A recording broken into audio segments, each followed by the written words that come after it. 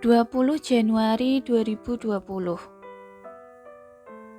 Pagi harinya, Andrea membantu neneknya untuk berbelanja ke pasar, membeli beberapa sayuran dan daging ayam segar.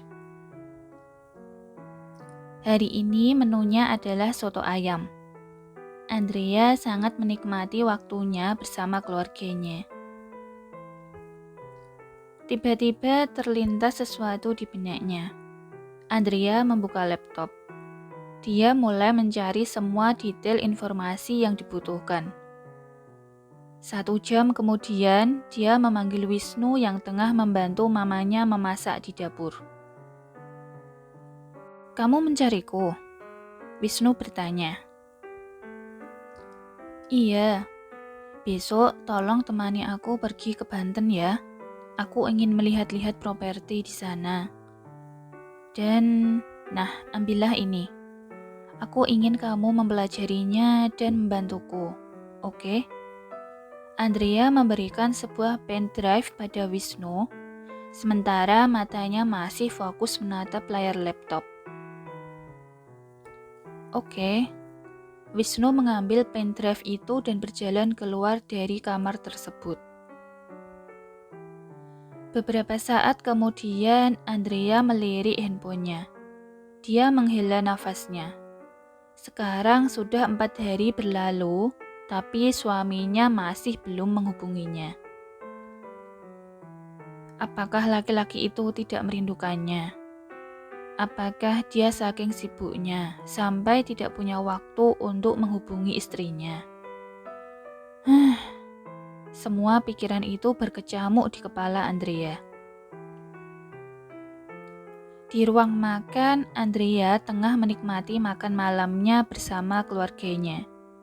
Sesekali mereka juga sambil mengobrol. Mama, Nenek, besok aku akan pergi ke Banten.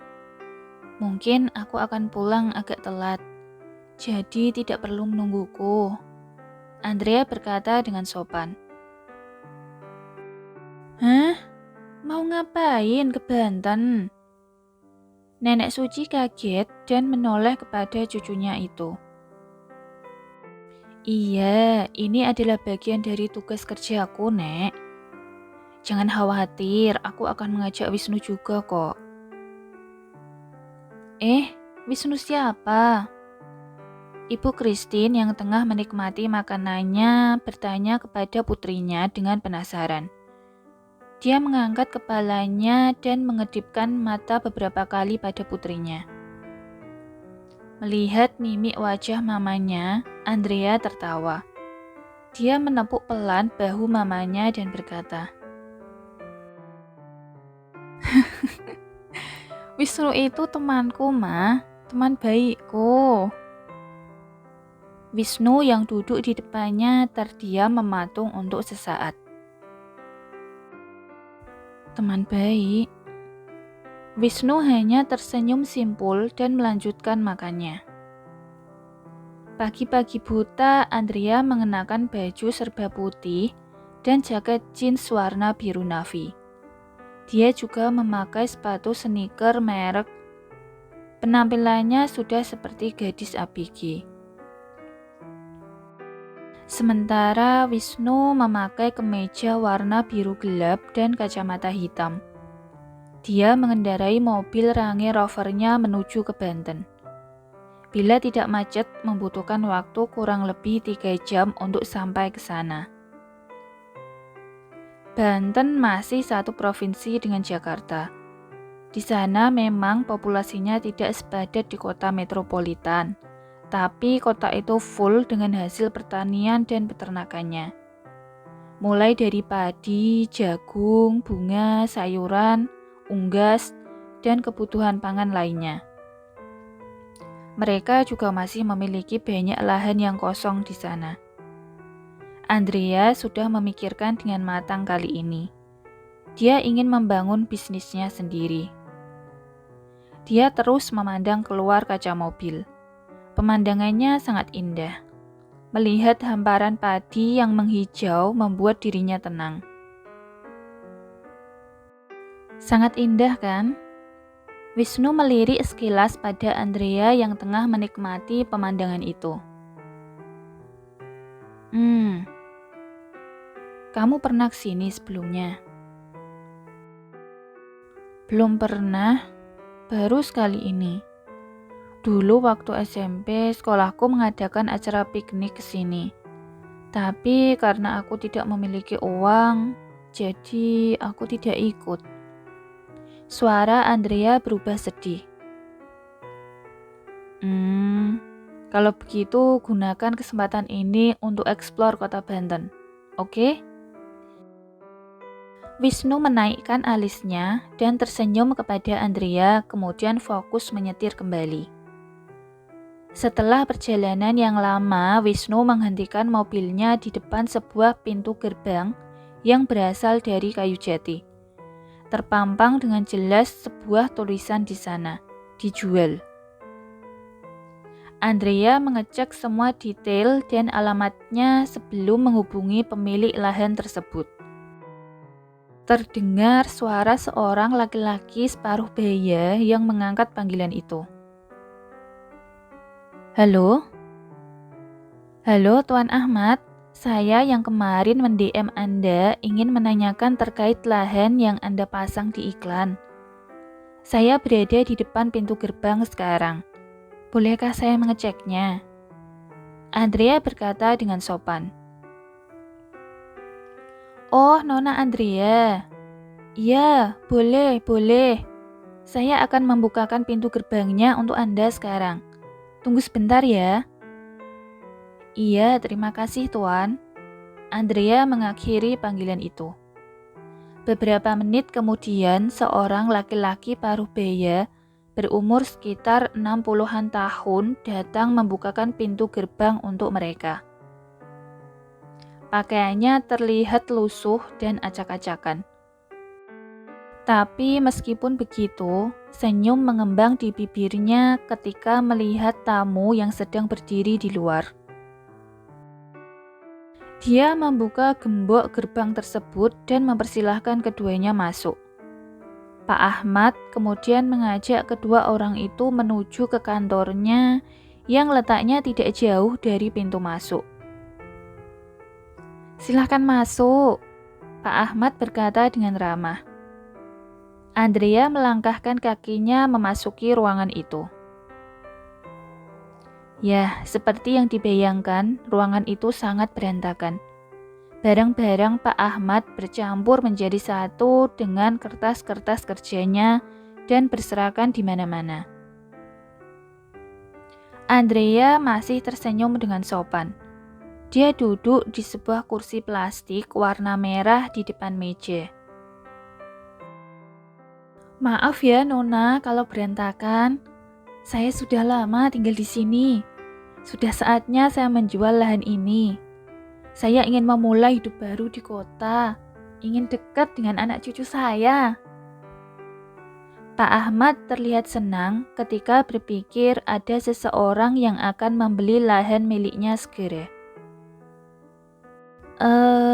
Jika diperkenankan, bolehkah saya melihat-lihatnya dulu? Oh, tentu. Nah, ini adalah maps dari lahan ini. Luasnya total 5 hektar. Biasanya saya menanam padi dan jagung di sini. Tanahnya masih sangat subur, cocok untuk menanam sayuran. Wisnu dan Andrea melihat map itu. Ayo, ikutlah denganku. Aku akan menunjukkan pada kalian. Pak Ahmad melanjutkan perkataannya kembali. Andrea dan Wisnu, keduanya mengikuti Pak Ahmad tanpa banyak bicara. Mereka mengecek tanahnya, air pam, dan beberapa fasilitas lain sebelum mereka kembali ke ruangan Pak Ahmad. Sekarang sudah siang. Andrea memutuskan untuk makan siang bersama Wisnu dan Pak Ahmad di pusat kota Banten. Ini menempuh waktu 30 menit dari lokasi tersebut.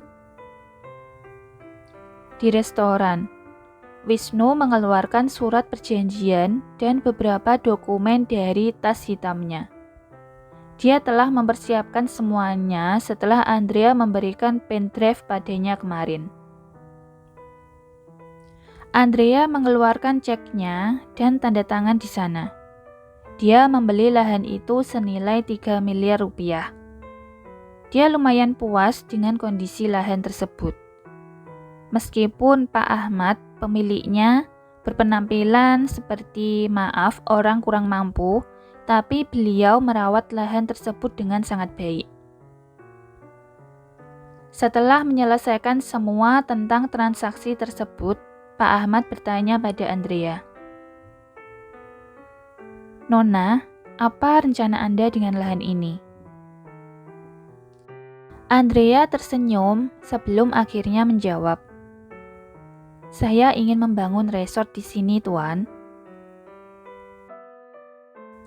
Anda memang cerdas, Nona. Sangat jarang saya menemui orang yang mau memulai dari nol seperti Anda. Pak Ahmad kemudian tersenyum pada Andrea yang duduk di depannya dan mengacungkan jempol. Dilihat dari penampilannya, Andrea mungkin seumuran dengan putrinya yang nomor 2.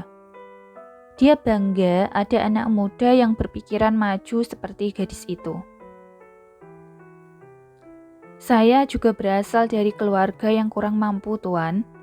Jadi saya memutuskan untuk memulai dari awal. Dan juga saya menyukai alam. Saya janji akan merawatnya dengan baik. Menjelang sore baru mereka berdua kembali ke Jakarta. Mereka tiba di rumah sekitar jam 9 malam. Andrea sangat lelah dengan perjalanan panjangnya hari ini. Dia memutuskan untuk segera mandi dan tidur. Saat tengah malam, dia mendengar handphonenya berbunyi. Tanpa mengecek terlebih dahulu, dia langsung mengangkat panggilan tersebut dengan setengah sadar.